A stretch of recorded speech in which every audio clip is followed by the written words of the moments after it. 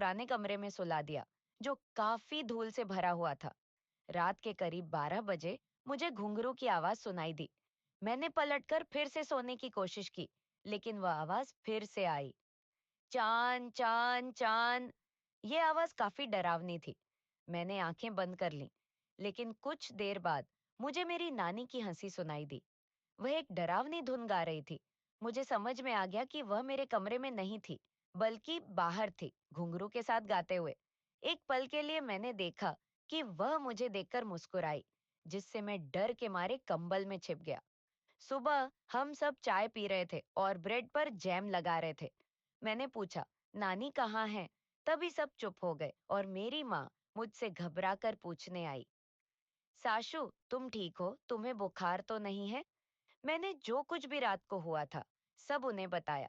मेरी माँ ने मुझसे पूछा, क्या तुम सही हो, साशु? मैं निश्चिंत था, लेकिन फिर उन्होंने जो कहा, वह मुझे चौंका दिया। उन्होंने कहा, साशु, नानी तो अब नहीं रही। मुझे यह सुनकर एक झटका लगा। मुझे अचानक एहसास हुआ कि नानी तो उस वक्त घर में नहीं थी। फिर मेरी माँ ने मुझे बताया, नानी एक कथक डांसर थी। तुम्हें घुंघरू की आवाज सुनना और उनका मुस्कुराना सामान्य है। उन्होंने कहा, यह हमारे गांव में अक्सर होता है।